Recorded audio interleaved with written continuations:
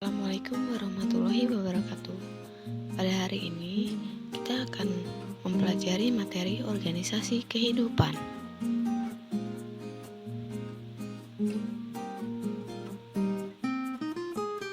Organisasi kehidupan merupakan susunan organisasi mulai dari tingkat atom atau molekul, tingkat sel, tingkat jaringan, tingkat organ, tingkat sistem organ, tingkat individu, sampai ke tingkat yang lebih tinggi lagi. Kira-kira apa perbedaan dari semua ini? Mari kita lihat. Yang pertama yang kita bahas adalah mengenai sel.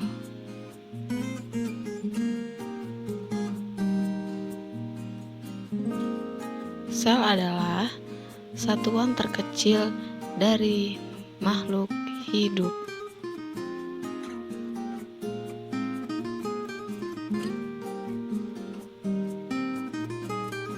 Yang kedua, urutannya adalah jaringan, yang merupakan kumpulan sel sejenis yang memiliki bentuk dan fungsi yang sama. Yang ketiga adalah organ. Organ merupakan kumpulan jaringan berbeda bentuk dan fungsi. Yang keempat adalah sistem organ, yang merupakan kumpulan organ yang saling bekerja sama melakukan fungsi tertentu. Dan yang kelima adalah individu. Organisme adalah makhluk hidup yang membutuhkan keterkaitan sistem organ. Kita akan membahas yang pertama, sel. Sel itu terdiri dari sel hewan dan sel tumbuhan.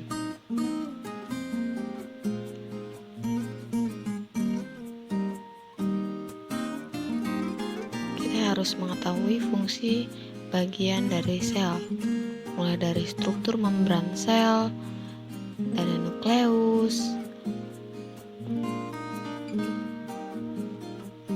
dan ada fungsi dari sitoplasma. Selanjutnya, organel sel terdiri dari ribosom, retikulum endoplasma, badan Golgi, mitokondria, lisosom, badan mikro. Lalu, apa pembeda sel tumbuhan dan sel hewan?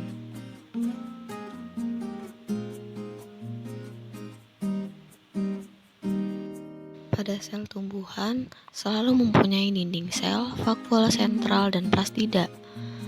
Lalu pada sel hewan selalu mempunyai sentrosom, lisosom, dan flagel atau silia.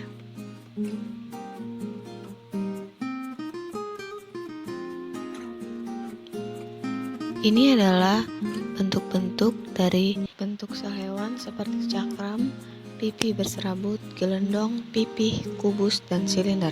Sel tumbuhan bentuknya tiang tidak beraturan dan pipa. Tingkat organisasi yang kedua yaitu jaringan, merupakan kumpulan sel sejenis yang memiliki bentuk dan fungsi yang sama. Contoh jaringan yaitu jaringan epitel, jaringan otot, lalu ada jaringan ikat, jaringan saraf atau neuron. Yang terakhir yaitu ada jaringan tulang dan tulang rawan. Tingkat organisasi yang ketiga yaitu organ. Contoh organ pada tumbuhan yaitu ada buah, daun, akar, bunga, dan batang. Dan pada hewan atau manusia terdiri dari organ jantung, pankreas, lambung, hati. Sistem organisasi kehidupan yang keempat yaitu sistem organ. Pada manusia atau hewan terdapat sistem organ limfatik, peredaran darah, otot, sistem rangka, sistem saraf, organ tumbuhan ada meristem, epidermis, sklerenkim, parenkim. Tingkat organisasi yang selanjutnya yaitu individu atau makhluk hidup. Contohnya seorang manusia, seekor kucing, setangkai bunga. Selanjutnya ada populasi yang merupakan kumpulan makhluk hidup sejenis yang menempati suatu daerah. Contohnya sekawanan angsa, sekelompok semut, dan sekelompok kijang. Komunitas yaitu beberapa macam populasi yang menempati suatu daerah tertentu pada waktu yang sama. Contohnya ada komunitas kolam, ekosistem. Merupakan interaksi makhluk hidup dengan lingkungan. Contohnya ada ekosistem laut dan ekosistem hutan bakau. Yang terakhir merupakan biosfer, yaitu bioma di bumi yang membentuk lebih besar lagi. Contohnya yaitu planet bumi. Terima kasih. Wassalamualaikum warahmatullahi wabarakatuh.